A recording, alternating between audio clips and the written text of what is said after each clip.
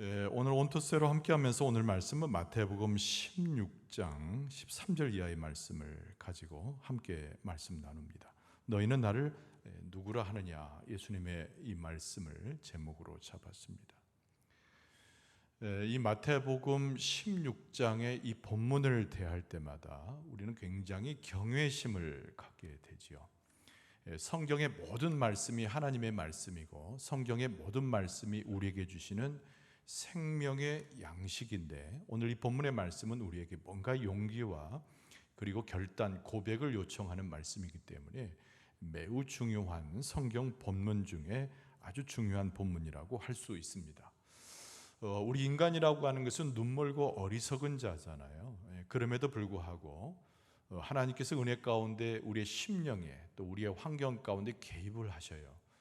그리고 가르쳐 주십니다. 그래서 오늘 본문의 말씀은 하나님의 자비, 또 하나님의 인도하심 가운데 하나님에 대해서, 예수 그리스도에 대해서 고백하는 우리의 심령의 상태를 그대로 쓰고 있다고 하는 점에 아주 놀라운 위대한 본문이라고 할 수가 있습니다.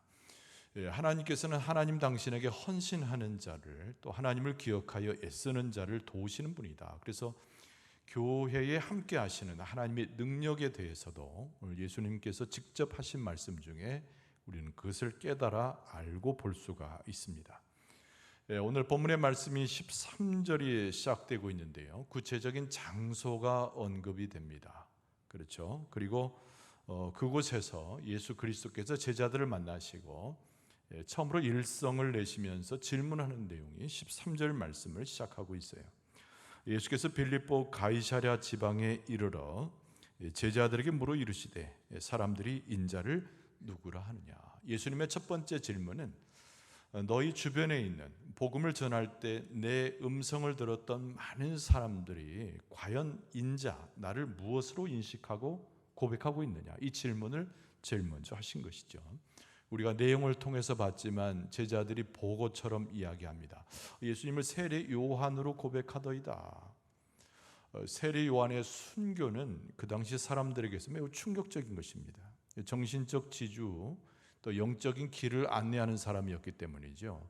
그런데 세례 요한이 부활한 것 같이 예수 그리스도 당신의 모습은 그런 모습입니다 라고 사람들이 인식합니다 라고 보고하는 거예요. 또 말합니다. 엘리야라고도 말합니다. 그렇습니다. 엘리야라고 말한 이유가 있어요. 성경 말씀에 나온 대로 엘리야는 환난 때에 하나님께서 다시 백성들에게 그를 보내실 것을 약속한 하나님의 말씀이 있는데, 특별히 그 말라기 4장 5절에 보면 이런 말씀이 있습니다. 보라, 여호와의 크고 두려운 날이 이르기 전에 내가 선지자 엘리야를 너희에게 보낼 것이다, 이런 말씀이 있는 거죠. 이 말씀을 기초로 해서 예수 그리스도의 놀라운 능력을 보고 하나님의 나라의 일을 말씀하시는 장면을 보면서 저가 엘리야가 우리 가운데 왔구나, 이렇게 말하는 사람들이 많다는 거예요. 심지어는 에레미야라고도 말합니다 라고 고백하죠. 에레미야라고 하는 인물도 성경에서 언급하기를 메시아가 오기 전에 하나님께서 보내신 바 된 사람이 에레미야, 그래서 많은 사람들이 메시아를 기다리면서 예수님을 에레미야로 착각해서 고백하는 사람도 있다는 거예요. 그런데 이 사람들이 다 고백하는 이 모습에 공통점이 있습니다. 예수님을 메시아로 인식하고 고백하고 있지 못하다는 거예요. 대단한 인물들이죠. 세례 요한이나 엘리야나 에레미야나. 그런데 예수 그리스도는 곧 하나님이시고 예수 그리스도는 우리 가운데 오신 구세주잖아요. 그런데 그것에 대한 인식이 굉장히 약한 거예요. 여러분, 오늘날에도 우리의 모습 가운데 예수 그리스도에 대해서 오해하는 사람들의 이야기를 많이 듣게 됩니다. 철학자는 그런 얘기를 했어요. 예수 그리스도 위대한 사상가다, 이렇게 말하는 사람들이 있습니다. 도덕을 이야기하는 사람은 예수님처럼 도덕으로 완벽한 사람이 없어서 많은 사람들에게 모범이 되는 사람이다. 또 어떤 사람은 그런 얘기를 합니다. 사람들 중에 과연 이런 사람이 또 있었는가, 놀랄 만한 사람이다. 예수님을 극찬하지요. 그런데 현재 많은 사람들이 예수님을 묘사하는 그 말 속에서도 예수 그리스도를 메시아, 우리에게 오신 구세주로 고백하는 사람들은 많지 않다는 겁니다. 자기들이 만들어 놓은 우상, 자기들이 생각하는 최고의 뭔가를 두고 예수님을 거기에 대입하기에 급급하다는 겁니다. 사람들이 가지고 있는 어리석음, 사람들이 예수님에 대한 고백을 하지 못하는 그들의 영적인 아주 연약함을 현재의 시대 그리고 예수님 시대에도 볼 수가 있는 겁니다. 예수님께서 두 번째 질문을 하시지요. 그것이 15절 말씀이에요. 그러면 이르시되 너희는 나를 누구라 하느냐, 이렇게 질문하고 계십니다. 이 말씀 속에서 우리가 깨달을 것이 있어요. 여러분, 구원의 사건이라고 하는 것은, 구원이라고 하는 것은 하나님 앞에서 홀로 서 있는 단독자의 모습 가운데 경험되는 거라는 겁니다. 그러니까 구원이라고 하는 것이 집단적으로 임하는 것이 아니에요. 구원이라고 하는 것이 함께 모여 예배한다고 해서 그 모든 사람에게 일시에 임하는 것이 아니라 구원은 매우 개인적이라는 겁니다. 바꿔 말하면 개인적인 고백을 요청하는 거예요. 그래서 예수님께서 말씀하십니다. 이르시되 너희는 나를 누구라 하느냐. 너희 한 사람 한 사람은 나를 하나님 앞에서 무엇이라고 고백하느냐라고 하는 예수님의 두 번째 질문인 것입니다. 그리고 이 베드로가 나서서 예수님의 이 질문 앞에 정답을 말하죠. 예수님을 3년간 따라다녔던 소위 말하는 수제자가 이럴 때 영적인 큰 은혜를 입어서 고백을 하게 됩니다. 그 유명한 시몬 베드로의 신앙 고백이 여기에 기록되어 있는데 16절 말씀에 보니까 시몬 베드로가 대답하여 이르되 주는 그리스도시요 살아계신 하나님의 아들이시니이다. 할렐루야. 대단한 고백이에요. 어부 출신입니다.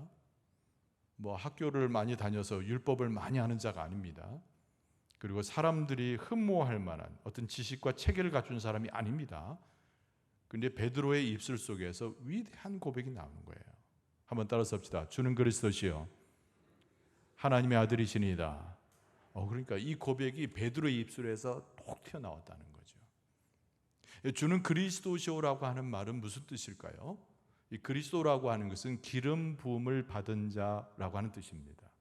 그러니까 왕으로서 우리 가운데 진정한 하늘로부터 오신 우리의 왕으로서의 권세를 가지신 분입니다. 이렇게 고백하는 거예요. 그리고 하나님의 아들이라고 하는 표현은 창조주 하나님, 나를 지으시고 세상을 만드신 창조주 하나님의 아들이시기 때문에 예수님은 곧 하나님이십니다 라고 하는 고백인 거죠. 그러니까 앞에서 많은 사람들이 이야기하는 대로 오늘날에 예수님을 우상처럼 자기의 생각대로 그저 좋은 표현으로 하는 사람들과 전혀 다르게 베드로의 이 고백은 정확하면서도 성경에 근거하고 예수 그리스도를 메시아로 인식하는 아주 완벽한 고백이 오늘 본문의 말씀에 기록된 베드로의 고백인 겁니다. 그런데 가만히 돌이켜보면 앞서 말씀드린 대로 베드로의 신분이나 그의 자라왔던 배경을 보면 지금 제자들이 보고하고 있는 다른 사람들의 수준과 베드로의 수준은 그렇게 다르지 않거든요. 오히려 더 낮은 자리이고 사람들이 흠모할 만한 것이 없는 지식적으로나 여러 면에서 부족한 사람입니다. 그럼에도 불구하고 베드로는 위대한 고백을 예수 그리스도 앞에 했다는 거예요. 이게 무슨 뜻입니까? 하나님께서 베드로의 심령 가운데 개입하신 사건이죠. 하나님께서 직접 베드로를 인도하시고 모여있는 제자들에게 하나님께서 직접 계시하시고 말씀하신 경우예요. 그러니까 예수님께서 칭찬하십니다. 오늘 본문의 말씀의 17절에 보면은 예수께서 대답하여 이르시되 바요나 시몬아 네가 복이 있도다. 이를 내게 알게 한 이는 혈육이 아니요 하늘에 계신 내 아버지시니라. 예수님의 칭찬의 말씀을 가만히 보면 네가 그렇게 고백한 것이 아니라, 네가 그렇게 생각한 것이 아니라, 네 입술로 그렇게 말한 것이 아니라 너희가 하나님이 찾아오셔서, 혈육이 아닌 하나님께서 찾아오셔서 너를 깨닫게 하고 네 입술과 네 심령을 통해서 그렇게 고백하도록 인도하셨느니라.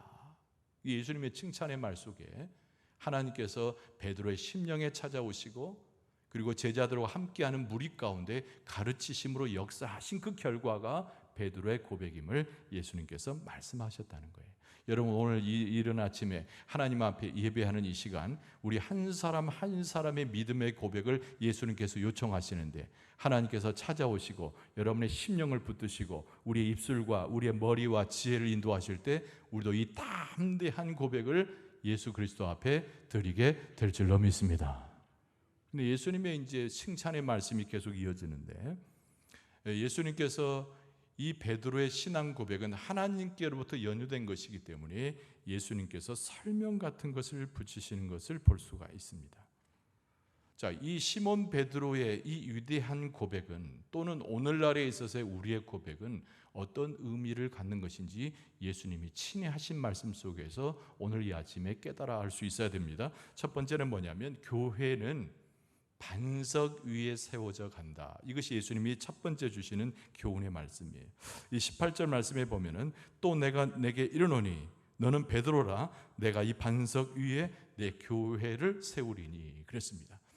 여러분, 바요나 시몬이라는 이름에서 베드로로 옮겨가요. 베드로라는 것이 바위라는 말인데 기초죠. 반석입니다. 반석. 예수님께서 말씀합니다. 이 고백을 한 베드로, 네 반석 위에다가 내가 교회를 세우겠다. 이게 첫 번째 예수님의 아주 중요한 교훈의 말씀이죠. 근데 더 정확히 보면 베드로라고 한 사람 위에 교회를 세우는 것이 아니라 베드로의 신앙 고백 위에 예수님의 교회를 세우는 거예요. 주는 그리스도시요 살아계신 하나님의 아들이신다, 이 고백 위에다가 예수님께서 교회를 세우시겠다는 얘기입니다. 그러니까 사람이 교회를 세우는 것이 아니에요. 어떤 교단과 능력 있는 그 사람들의 무리가 교회를 세워가는 것이 아니라 예수님께서 직접 교회를 세워가시는데, 우리 한 사람 한 사람의 믿음의 고백, 신앙의 고백 위에 예수 그리스도께서 당신의 교회를 세워가신다는 거예요. 여러분, 우리 영광중앙교회는 어떻게 세워집니까? 예수님께서 이 교회를 세우셨는데 우리의 믿음의 고백, 하나님께서 개입하셔서 일러주는 우리 신앙 고백 위에 우리 영광중앙교회라고 하는 교회를 예수님께서 세워가시는 줄로 믿습니다. 두 번째 교훈이 뭐냐면, 교회는 그리스도의 놀라운 능력의 힘을 가지고 있음을 가르쳐 줍니다. 여러분, 18절 끝부분에 보면 음부의 권세가 이기지 못하리라 이렇게 말씀하고 있어요. 여러분, 음부는 뭐예요? 음부는 지옥이죠. 지옥, 죽음을 이야기하는 겁니다. 그러니까 사탄의 권세, 우리를 에워싸서 죽이려는 권세, 우리에게 고통을 주고 우리로 하여금 건강으로 넘어지게 하고 재물을 손상시켜서 우리로 하여금 상처를 입게 하고 근심케 하는 모든 음부의 권세를 이야기하는 거예요. 그런데 예수 그리스도께서 교회를 세워가시고 교회 가운데 중심이 되시고 머리가 되실 때 그 어떤 음부의 권세도 교회를 범접하지 못할 것이다. 여러분, 우리의 신앙 고백 위에 주께서 교회를 세워가시고 교회가 든든히 세워져 갈 때 음부의 권세도 이기지 않는 하나님의 놀라운 하나님의 나라의 능력으로 우리와 함께 하실 줄로 믿습니다. 하나도에서 예수 그리스도께서 뭘 말씀하시냐면 교회가 갖는 영적 권위에 대해서 말씀하고 계세요. 오늘 본문의 말씀에 보면 천국의 열쇠라고 그랬습니다. 천국의 열쇠. 이 말을 바꿔 말하면 하나님 나라의 권세지요. 하나님께서 계시는 그 왕국의 권세를 이야기합니다. 그런데 오늘 말씀해 보니까 놀라운 말씀이 되어 있는데 19절에 내가 천국 열쇠를 내게 주리니 그랬어요. 교회에 주시겠다는 얘기죠. 내가 땅에서 무엇이든지 매면 하늘에서도 매일 것이요 내가 땅에서 무엇이든지 풀면 하늘에서도 풀리리라 그렇게 말씀하셨다고 쓰고 있습니다. 땅에서 매면 매이고 하늘에서 그러니까 땅에서 풀면 하늘에서도 풀리라. 이 엄청 많은 말씀이잖아요. 근데 이 말씀은 무슨 뜻인고 하니 교회라고 하는 것은 그리스도의 생명의 복음을 선포하는 곳인데 교회가 그 생명의 복음 그리스도의 복음을 선포할 때 그것을 받아들이는 사람은 천국 백성이 되는 것이고 그 복음을 받지 않는 사람은 천국으로부터 벗어난 사람이 될 것이라고 하는 의미입니다. 교회의 권위는 어디서 있냐면 예수 그리스도의 복음을 증거함에 있어서 교회는 하나님의 뜻에 의해서 사용되는 것이고 하나님의 역사를 선포하는 것이고 하나님의 능력이 나타나는 것인데 하늘문이 열리고 닫힌다는 것은 하나님의 권세, 구원하시는 권세를 상징하는 것인데 오늘날 교회에 그 권세를 주셨다는 거예요. 여러분, 하나님께서 우리 교회를 통하여 그리스도의 복음을 선포하실 때 그 복음을 받아들이는 모든 사람들이 구원하는 하나님의 능력과 그 길로 들어오게 될 줄로 믿습니다. 그게 교회의 권세인 거죠. 교회가 이 땅에서 뭘 하늘을 막 메고 풀고 이런 권세를 이야기하는 것이 아니라 복음을 증거할 때, 그리스도의 생명의 복음을 증거할 때 그 교회가 마치 그것을 맺고 풀고 하는 것처럼 하나님의 나라에 놀라운 그 들어가는 통로로서의 교회가 사용된다는 거예요. 여러분, 우리가 하나님 앞에 바로 베드로처럼 믿음의 고백을 하고 예수께서 그 위에 교회를 세우시고 교회가 이 땅 위에서 사명을 감당할 때 하나님의 영적 권위를 갖는 하나님의 교회요, 우리 영광중앙교회, 하나님께서 기억하시는 하나님의 교회가 될 줄로 믿습니다. 하나님께서 사용하시는 교회가 될 줄로 믿습니다. 하늘의 권위를 갖고 이 세상 가운데 주의 사역을 감당하는 교회가 될 줄로 믿습니다. 그래서 예수님께서 오늘 본문의 말씀에 바로 이 시몬 베드로의 고백을 굉장히 칭찬하시면서 이것이 하나님의 계획과 그 역사로 나타나는 것인데, 그 이후에 교회를 세웠을 때 하나님께서 우리의 신앙 고백 위에 세워진 교회가 하늘의 권세를 가지고 하나님의 역사를 이어갈 것임을 말씀하고 있는 거예요. 여러분, 우리가 교회 일원이 된 것에 대해서 오늘 감사할 수 있어야 되고, 우리의 입술을 통해서 주는 그리스도시여 살아계신 하나님의 아들이라고 고백하는 이 놀라운 고백이 우리 입술에서 나온다는 것에 우리가 탄성하고 감격해야 되고, 주께서 세우시는 교회 가운데 하나님의 기적을 맛보는 삶을 우리가 살아야 됩니다. 온 세대로 모인 오늘 이 말씀을 우리 마음 가운데 새기고 시몬 베드로의 위대한 고백 가운데서 그의 교회를 세우시는 그리스도를 따라서 하나님의 나라의 뜻을 성취해 나가는 여러분과 저의 모습 되어질 수 있기를 주의 이름으로 축원합니다.